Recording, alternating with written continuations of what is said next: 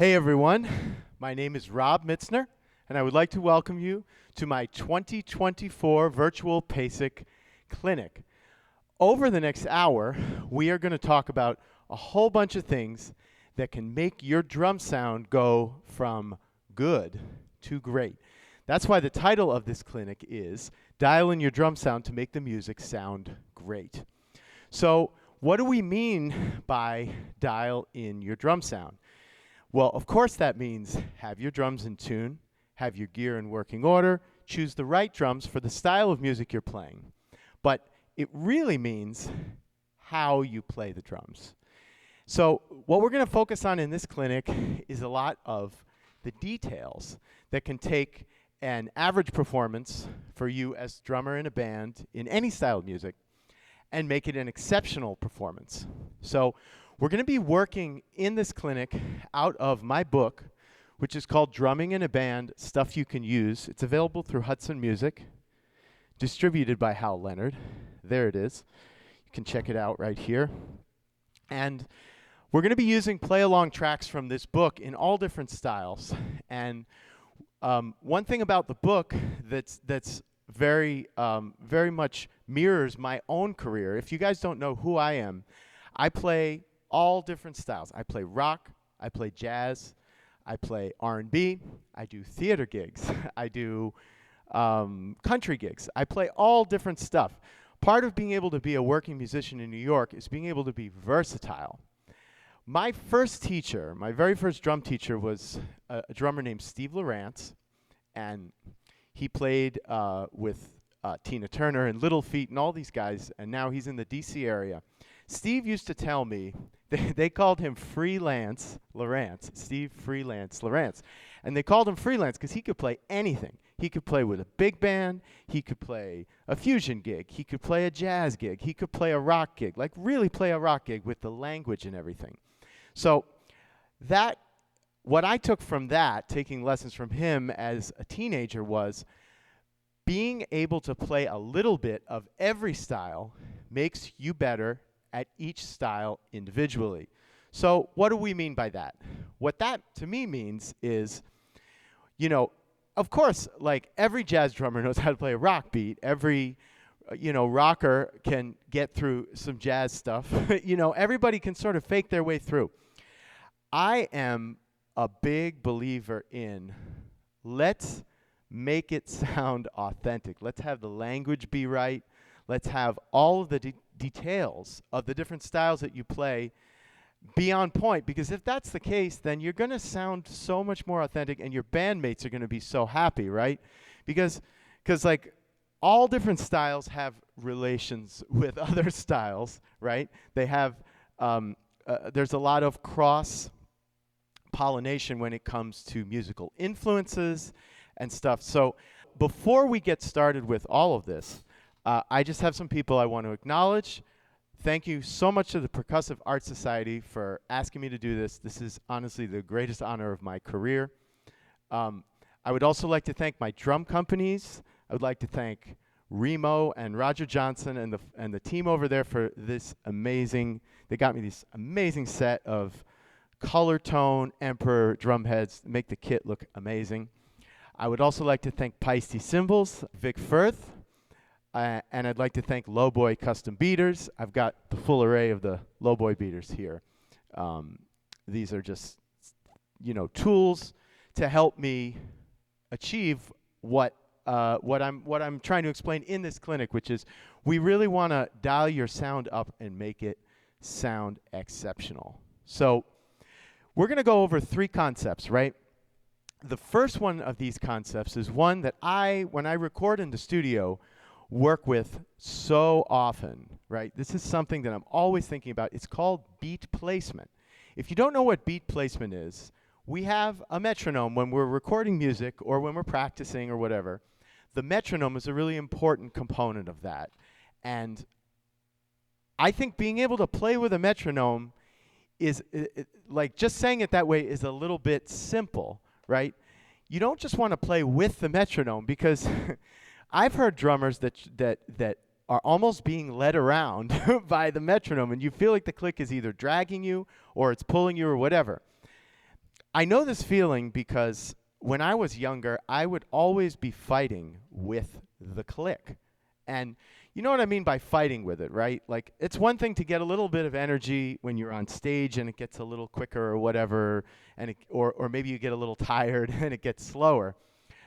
I think that when you're recording and when you're practicing, being able to be the master of the metronome instead of letting the metronome master you will make your playing sound so much better. Because I think when people hear about the concept of playing with a click, when you say, okay, I'm going to play with a metronome, they think that means you have to be with the metronome every time. But you know what, PASIC folks, we are not robots, at least not yet. But if we were, everything would be perfectly right on the beat, and we would be exactly with it. And you can do that if you want to program your drums, or if you want to play something, record it, and do a recording trick called quantizing, which is basically taking your pattern and smushing it in to the beat so that it sounds perfect. Well, we're people, and part of what makes some drummers sound so great is that they are not perfect, and that not perfect, even in rock or styles where you want to be precise, can really give your sound some big-time flavor. So we're going to talk about being behind the click track, behind the beat. We're going to talk about being on top of the beat, and we're going to talk about how we can use those concepts to really make the music sound better. So the first track I'm going to play here from the book is actually a groove called Top of the Beat.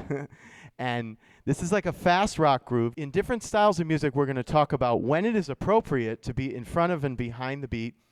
And also, sometimes even within a track, there's a little bit of push and pull. This does not mean that we are rushing or we are slowing down. All of what you are hearing, hopefully, from me when I'm playing along with these tracks is going to be intentional. So anyway, here's the first track. Let's get into it. Let's talk about being on top of the beat when you're recording. Here we go.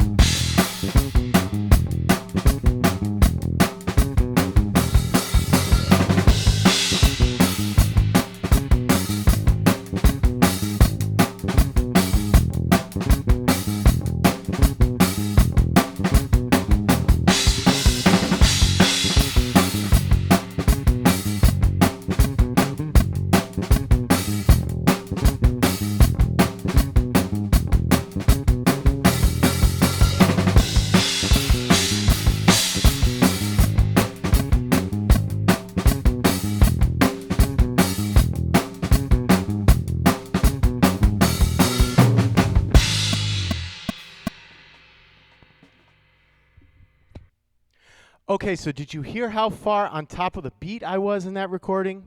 Did you notice how it almost felt as if I was rushing away? A little bit, but it never really got beyond that point. This was all intentional, right? For this kind of rock music, if you're playing something high energy like that, you gotta be on top of the beat. That's what makes it drive ahead. That's what makes it sound good. It is really freaking hard to do this without rushing, right? So, PASIC folks, practice with the tracks, practice with the metronome. Obviously, practice makes perfect. You know, the only way that I was able to really get comfortable pushing and pulling the click with the click track was to practice it and to work with it. And if you listen to the bass player, Dmitry Ishenko, who has been someone that I've worked with for over 20 years, we've been on like 50 albums together. We've played every style of music. He's great. He knows a lot about drums as a bass player, which is a valuable resource. He's on top of the beat too. If you listen, we're both kind of pushing ahead, but it never gets too far. It's important. It's really important. So let's play this track again. Let's do it again, But this time I'm going to demonstrate what it would sound like if it were more behind the beat. So maybe not exactly the desired result, but you take a listen. Tell me if you think, let me know in the comments. Let me know if you hear a difference, right? Here we go.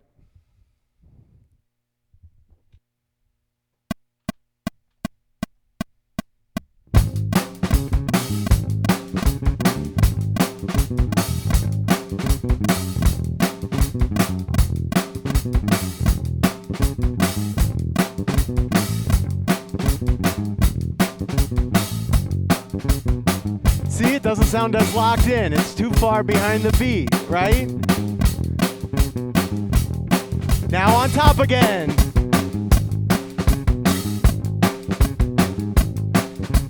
Now right in the middle. Still a little behind, right? So on top is the best.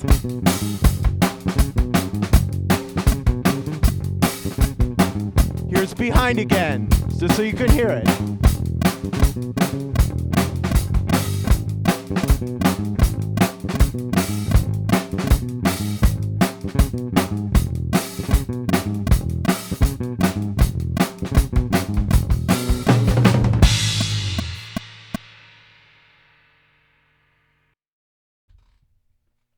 Okay, so the difference between the different beat placement options was pretty stark, right? It was a pretty big difference.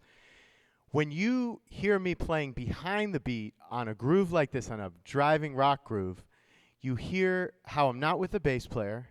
Now, of course, I'm a little behind the click, but that was the intention. But if you hear it's not quite with the bass player, it's not quite locked in.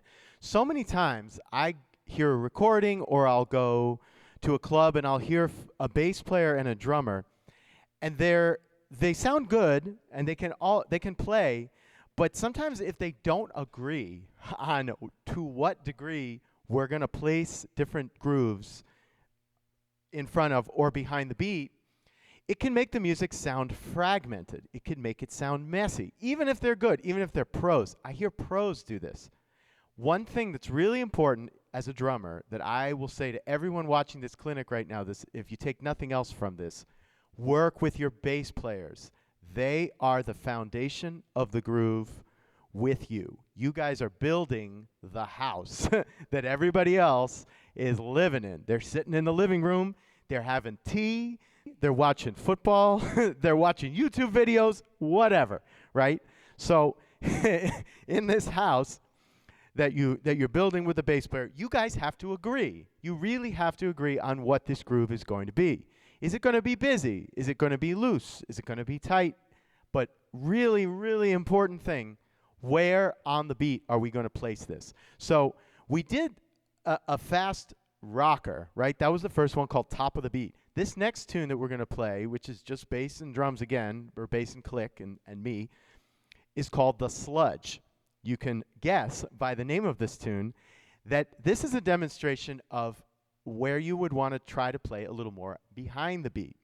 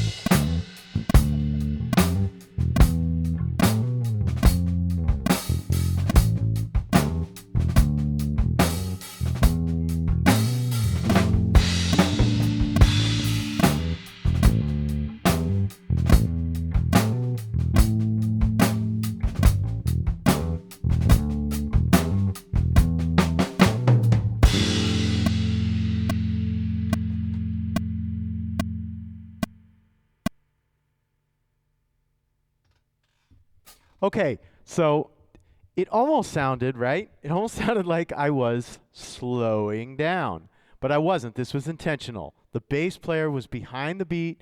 A slow groove like this, it really feels better if you can try to relax and be behind the beat. One of the hardest things to do when you're doing this is to do that during the fills. This is important, folks. I hear you guys. I am out in New York all the time. I hear you. All of your fills are speeding up, right? At these slow tempos. At the fast tempos, your fills are slowing down because you're trying to put too many notes. But anyway, I think in this style, when you're trying to play a slower, a medium, or a slower groove, behind the beat is the way to go. Did you hear what a nice pocket we had there, the bass player and I? Yet the groove was behind, right? This is a pretty, like, this is a simple concept, but it's also very hard to achieve. Let's try this track again, and I'll play on top of the beat, and you'll see what that sounds like.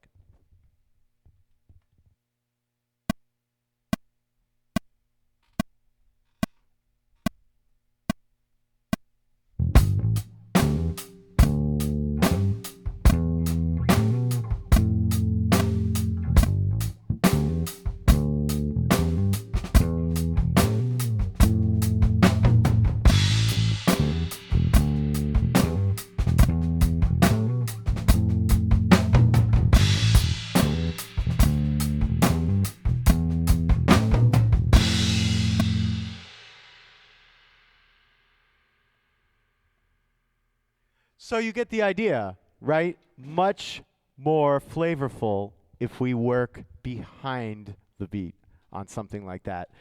This is a small detail, but it is something that I think can really make your sound better when you're recording, and it's something that can make your sound better when you're live, because even if you're not playing with a click track live, it will help you be able to really make it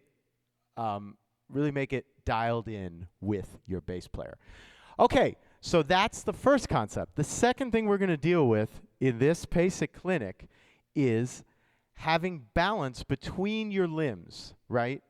And trying to have the drums be almost like, think of the drums like almost like a mixing board, and with faders, and your limbs are the faders, and we can raise or lower the different ones based upon what's appropriate for the style and based upon what's making it groove. One thing that has always been really important to me is, when I was learning, when I was coming up, just after I graduated college, I started working out of David Garibaldi's book, Future Sounds. And Future Sounds really opened up a lot of things for me as far as the way that I play, because one thing that he always talked about was this two-level sound concept. Does anyone know what that two-level sound concept is? Chime in the comments if you do. The two-level sound concept is basically having a large difference between your accented and non-accented notes. This is something I tell students all the time. When you see an accent written on the page, your impulse is to really crack that accent. Good impulse. But, and there's a big one here, you want to make sure that you're not overplaying everything when you play the accents, because invariably what will happen when you try to play the accents louder is other things will come up and be louder too. Dynamics, very important thing. It's all relative. Do you know what I mean by that? Relative dynamics means we're going to have a big difference between our accented notes and our non-accented notes. The way to achieve this is not just to crack the accents, but to take the non-accented notes, i.e. the ghost notes, if you want to call them that, or just, they don't have to be ghost notes. They're actual notes that you're going to play, but just make them quieter. So let's work with the idea of trying to increase the volume of our accents by lowering everything else. Again, I'll use a recording analogy. I don't know how many of you do home recordings, but when you're mixing something or you're trying to put a recording together, if you can't hear something, the impulse is to, okay, we're going to turn it up. I can't hear the guitar. Let me turn the guitar up. I can't hear the bass. Let's turn that up, right? But a good mixing engineer will first, before they start turning things up, will turn everything else down. That's what we're going to do in this concept. So this first groove, also from the book, my book, Drumming in a Band, stuff you can use, available through Hudson Music. The first pattern that we're going to work with this is a breakbeat kind of pattern, and it's pretty busy, but we have some accents and we have some non-accented notes. So let me play it for you, and then we'll talk about it after.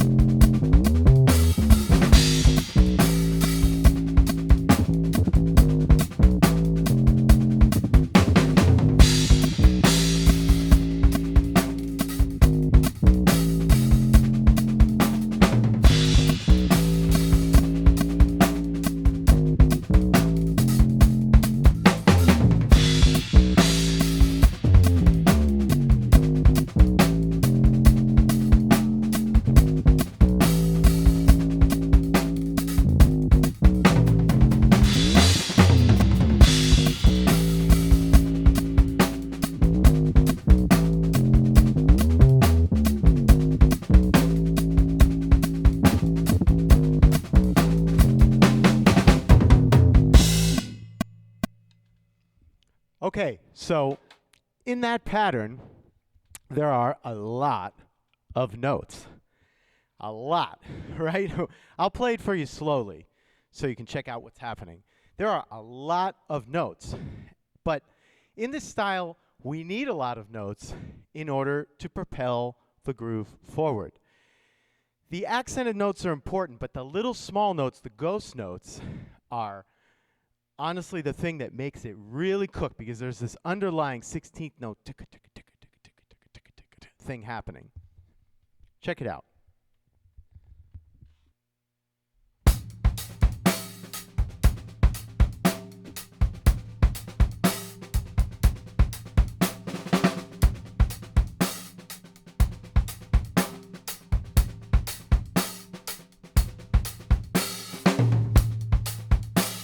So we've got all of the little stuff happening on the snare, right? But we still have the backbeat happening on 2 and 4, right? These are really important things to keep going. Even when you're playing a busy pattern, you got to keep that backbeat happening. Another thing I'm doing, which is kind of a big thing that I hear a lot of drummers doing wrong sometimes, depending on what you're trying to do. So a lot of drummers in this pattern would play the hi-hat like this, right? I've got the shoulder of the stick hitting the side of the cymbal. This is a nice fat sound. Wrong. This is not what we want for this style. We want to try to hit most of the notes that we're doing on top of the cymbal, right? So we get a thinner, tighter sound. Thinner, tighter sound, that's what we're looking for in this like jungle-y kind of vibe, jungle drums sort of thing. And we're going to pop the downbeats, right? 1 and 2 and 3 and 4. 1 and 2 and 3. I call this a slap tap technique. People use the term push-pull. Everyone has a different way of describing it. But basically what we're doing is we're kind of throwing the stick with the fingers and then catching it. So you get this effect instead of this, because we are not 808s. We are real people, and we want this to sound groovy. The other thing I'm doing is I don't know if you notice on the snare, there's going to be a large difference between the accented and non-accented notes. So we're going, right?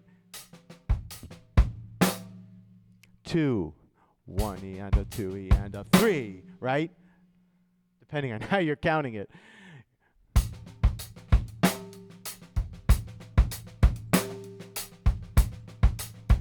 So my default dynamic is kind of like this almost, right? This is what I'm doing in between. And then the accents, you really crack them. Hear how if we have a big difference between accented and non-accented notes, it makes the thing groove so much harder than if I were playing,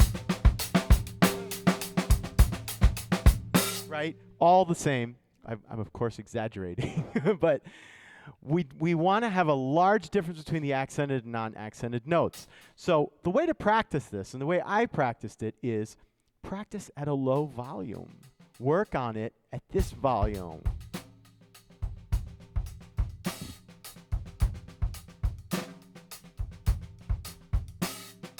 Try to make it so it's not messy.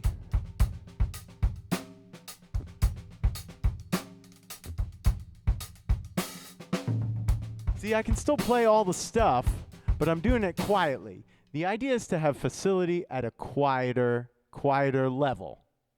So now what we're going to do is we're going to try to do this, but with an actual tune. This is a tune called Sleep by a friend of mine named Dave Ross.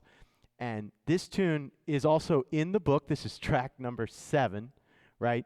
Everything in the book, by the way, is original music made by people that I work with. We made all this music specifically for the book. There's no MIDI, keyboard, play-along things. It's all real instruments. If you want a book with live band instrument play-alongs, full length, this is what's in there. So let's check out this tune, Sleep, and we will get into, while I'm playing, watch how the main pattern has a particular snare accent, and it's the same idea. We want a really big difference between the accented notes and the non-accented notes. Also, you'll be hearing the click, so we can apply what we learned in the beat placement section of this clinic a few minutes ago, and we can listen to where I might be a little on top of the beat, where I might be right on it, and where I might be behind. This sometimes changes even within a song. So this is the first time we're going to play a full song. Let's check it out.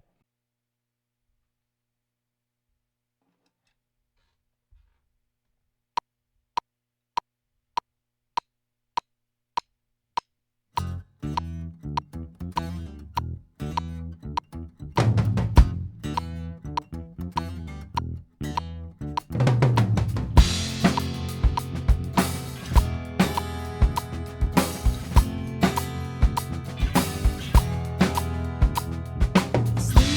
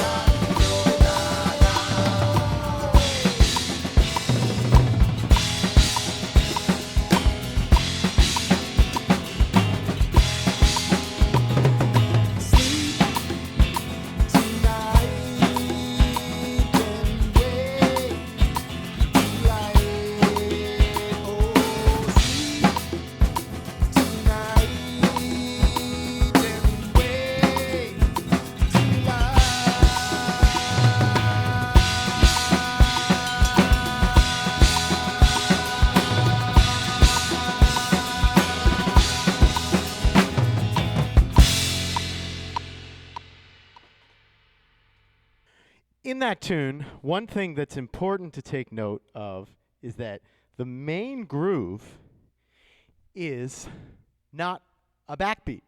We've got this one E and that's something that the bass is doing. That's something that the drums are doing. That's something that the guitar sometimes does. And it's sort of the underlying rhythmic language thing that happens over and over again, recurring idea that happens over and over again in this tune. So one thing that's important with this groove, and I'll show you.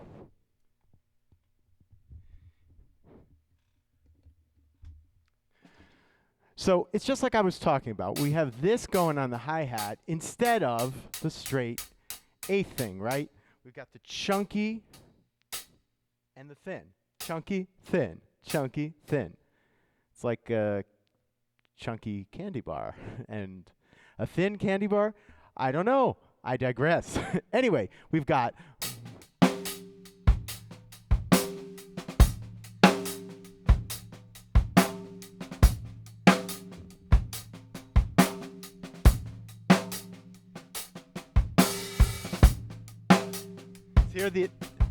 So you hear how I'm really popping those accents, but it's not just that the accents are loud. The non-accented notes are so much lower. If I were playing...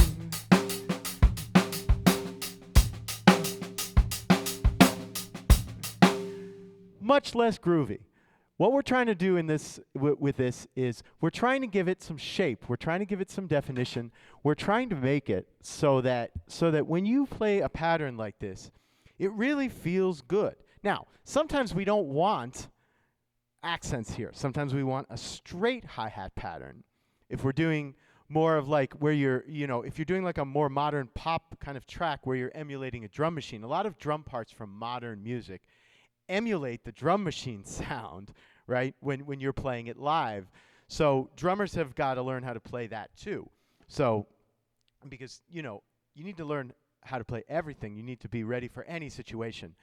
But when you're playing groovier music of any kind, whether you're playing rock or you're playing an R&B thing or you're playing something like this, which is a fusion of a lot of different styles included in it. There's rock in here, there's pop elements, there's jazz for sure, there's Latin influences. You can call this tune whatever you want, and that's why I chose it, because it's not really a specific thing. It sounds like the tune. So you have to make these decisions about what you're going to play on these songs based upon what you hear. You have to use your ears and use your experience and say, okay, here I am sitting back here with the bandmates. I got to make a decision. Am I going to really pop these hi-hat accents? Am I going to make it more angular, or am I going to make it more straight?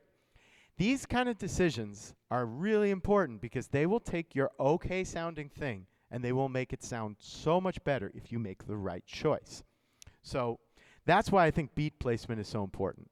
I'm sorry, that's why, that's why I think balance between the limbs is so important. So the final concept that we're going to cover here in this PASIC clinic is textural choices in the music. So we've talked about some technical things you can do. We've talked about some things you can do with a metronome. Now we're really going to get into some musical choices, because one thing about the drums is, I always hear drummers talk about, or teachers or whoever talk about, playing to serve the song. This, to me, never made a whole lot of sense. When you're playing music with other people, you're not playing to serve the song as if the song is some outside construct and you're trying to like polish it up or whatever. You are playing the song. Your part is part of the song. It's an integral part of the musical fabric of what's going on. So the most important thing you can use is your ears. And you can use your ears in different ways, right?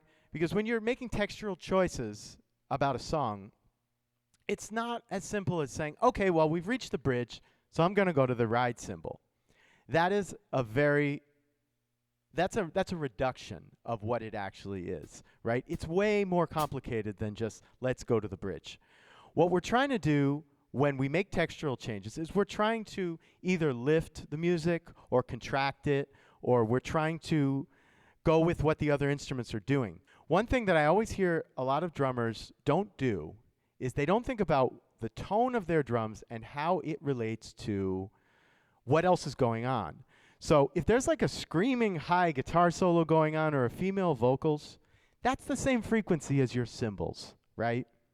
If there's a bass solo happening, or if the bass player is kind of having a featured moment, that's your kick drum and your toms, right? You want to be aware of these textural choices, and you want to make melodic choices behind the kit that will help you support what's going on and not get in the way, because frequencies do get in the way sometimes. We're going to do another track from the book. This is called Always Leaves Me Wanting More. It's a track by a singer named Andrea Capozzoli, great singer I've worked with for many years. And one thing you'll hear in this tune is how I adjust some of the texture choices I make in my pattern to follow what she's doing and what's happening in the rest of the music. Check it out.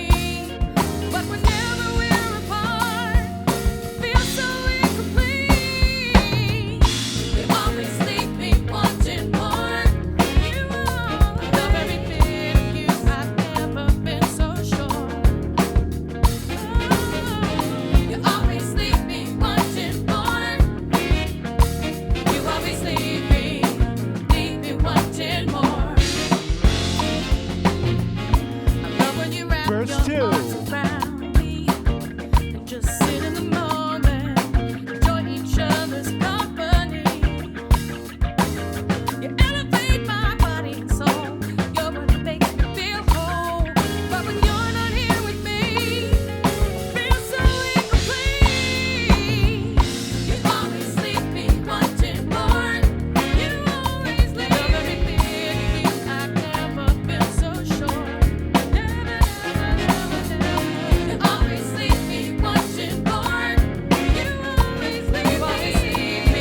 Here comes the bridge.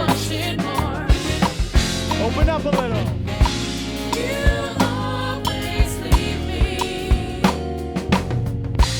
You always leave me.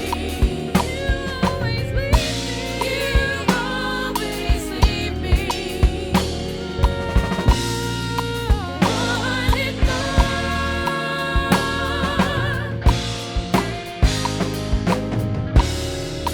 Breakdown. You always leave me wanting more. You always leave me. I've never been so sure.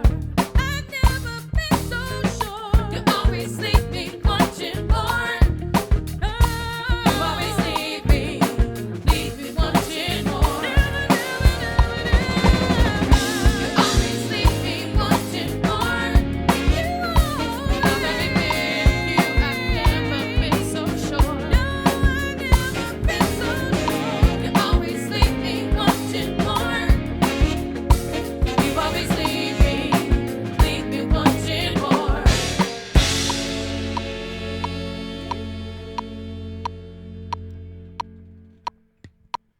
Cool. So there are a lot of different texture changes in that tune. Some of them are quite subtle, right? So at the beginning, you hear there was an intro section happening, and I was playing a tight hi-hat, but I was opening it a little bit every now and then just to accent some stuff. When we got into the first verse, right, the hi-hat is the same frequency as her vocals. So we need that to be steady. We need it to be out of the way, right? I kept it mostly pretty tight. The only time I ever opened the hi-hat was in between the vocal phrases. It's important to listen to vocal phrases as a drummer. I can tell you the singers will really appreciate it. They might not know what you're doing, but they will really appreciate if you are able to put any sort of musical statements, any activity, anything active should go in between the phrases, right? This is also very important when you're filling too, because sometimes when you get into a new section, you have this impulse to do a big fill, no matter what else is happening. Well, I can tell you, sometimes the singer is singing a phrase there, and your fill has to go around that singer's phrase. It has to fit harmonically, and it has to fit rhythmically. So after we did the first verse, we had this short little pre-chorus section, almost like a little lead up to the chorus. So I started opening the hi-hat more. Everybody's coming up at this point. That's a good thing to do. We're all building together. Everyone's listening. We get to the chorus, and your first impulse might be like, okay, I need this to be even bigger. I'm going to go to the ride cymbal. I don't think so.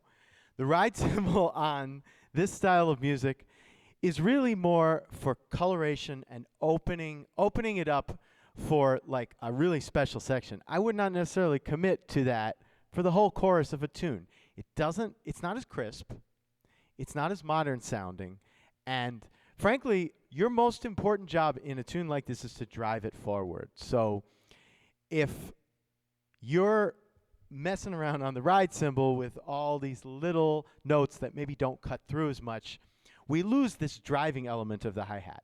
Then we get to the bridge, right? After the chorus, we get to the bridge, and that's kind of a halftime thing. So we're leaving more space, but we're also playing a little busier over here on the ride cymbal. And, you know, I was doing a little bit of left-hand hi-hat stuff too, like this kind of thing.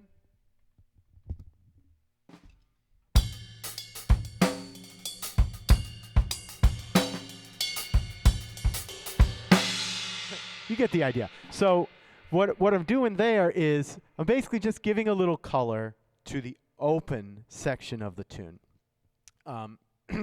After that, we've got a breakdown section, right? So everybody's playing really tight in terms of their texture. So I'm back over here on the hi-hat. I do a little fill after that. We play the final chorus. We get out of it. So these are the little things that I think about when I'm playing a tune, to try to really make it so that the tune flows and so that it's really musical. Like, we all got to move musically together in the band. That's the most important thing. So let's play one last tune. This is called Our Funeral. It's by Simon Garrett, a British rocker who I really enjoy playing with also. This is an awesome tune, and this one has a lot of textures too. Listen for, again, we've got different degrees of opening the hi-hat. We've got the crashes being mixed in certain spots, right? But we're trying to really always listen to the music, and we're being really intentional with this stuff. I try not to just get excited and play a bunch of stuff. We want to really think about the whole tune and map it out all ahead of time, so that when we play, we can just be free. Right? You as drummers have to know this music as well as everybody else in the band, and that means knowing the chord changes. You might not have to know what key it's in, but you have to know that a change is happening. You have to know that there are differences that happen throughout the music harmonically, and you have to adjust to those, and you have to adjust your part because you're all playing together. Anyway, let's do this track.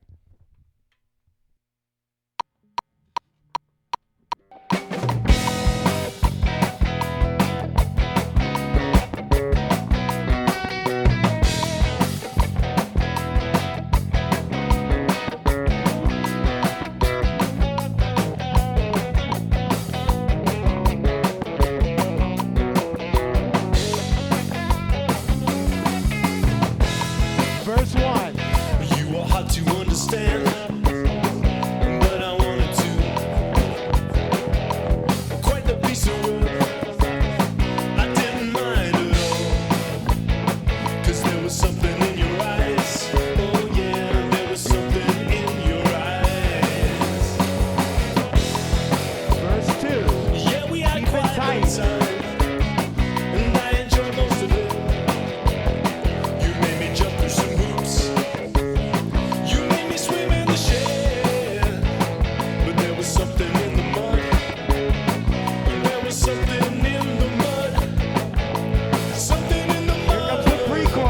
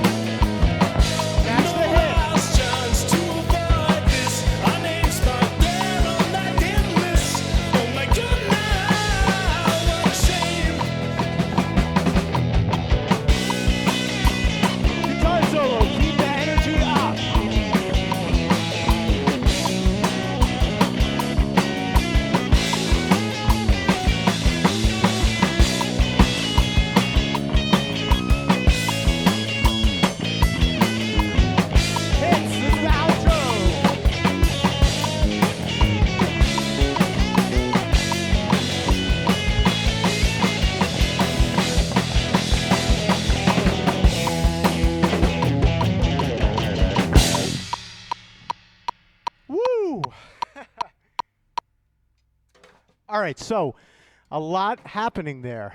We've got the double length verse at the beginning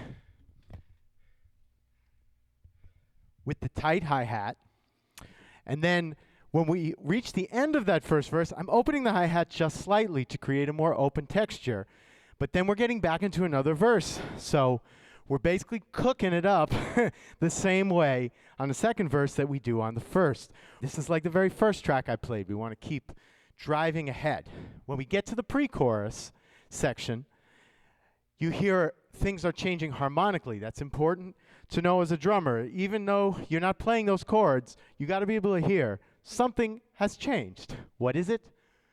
It doesn't totally matter exactly what it is. Like, oh, we've modulated to B flat. Okay, fine. But at least you know that something has happened, right? I always encourage drummers to learn how to play a little piano or guitar. Everybody should have knowledge of melody, harmony, and rhythm, all super important. When we get to the chorus of this tune, we've got a stop, and then we've got the halftime thing, and I'm over on the bell of the ride. For this style of music, I'd say it's cool to be on the ride for this section. This chorus is very short. It's driving. We're kind of just plowing through. This song is like, it's not a short song, but it's punchy. The sections come at you really quickly. There's a great chart for this in the book. There's actually an exact transcription of everything I played on the book track, and there's also a lead sheet, like a drum chart that I made, which I call these road maps. If you want to know how to do that, again, buy the book, Hudson Music, Drumming in a Band, Stuff You Can Use. Those are the tracks that you've heard all today, all original tracks. When we get to the chorus, we do that stop, we get into the halftime, and then we go back to the double time and we're driving again, and then once the guitar solo happens, we're kind of off to the races. So I'm staying on the ride cymbal. I'm keeping the texture open. One thing you notice here, I've got these Peisty PSTX cymbals on here for this clinic. This is very intentional, right? I got 2 of them on here. These cymbals have very little decay, right? They have a lot of attack and not a lot of sustain. This is really helpful for staying out of the way of guitar solos, right? Other musicians, Dimitri, the bass player, who's on many, if not all of the tracks that you heard today, he loves these cymbals because they get in, they do their thing, and they get out. So you got to think about textures like that. And then, we're having these hits that happen at the end of all the sections, the little ands of 2 and ands of 4, also very important. Got to catch those, got to keep the framework of the tune. Doing all these little things will help you sound better. It will help your bandmates because it will help you outline the song. Like, it's not your job to hold everyone's hand through the song, but the more clear you can be in this style of music, in rock or whatever you're playing, the better. I never understood the drummers who were trying to be too cool and fool people. That's not what we want to do. We want to keep it so that everybody knows where we are at all times, and we want to make it as musical as possible. And anyway, so in conclusion, I would just like to thank the Percussive Arts Society for giving me this opportunity. I think all these concepts are really important, and I think if you think about things like beat placement and texture changes, as well as getting a good balance between your limbs and doing the little things, the musical things, you're going to sound so much better. Your bandmates are going to be so happy when they hear you play. I would also once again like to thank my companies, Remo Drumheads. I'm using, again, these Emperor color tones on the toms. I've got a Power Stroke P3 on the kick drum, and I've got a Controlled Sound X coated snare drum head. I told you about the cymbals already. We've got Vic Firth. I'm using the American Classic 7As. Pretty light sticks for playing rock, but that's what I'm comfortable with. With sticks, you just do whatever you're comfortable with. I think it's all about feel. It's very personal. And I've got Lowboy custom beaters. These things just help me in so many ways. If you want to hear more about some of these tools that I'm using, feel free to comment or reach out to me directly on social media, Rob Mitzner Drums on Instagram, also on Facebook, YouTube, all the good stuff. Anyway, thank you very much. This has honestly been a huge honor, one of the honors of my whole career. And, I hope to be able to see a lot of you in person soon. And I've got a bunch of other clinics that I'm announcing coming up, and I hope I'll see you at one of those. Thanks, folks.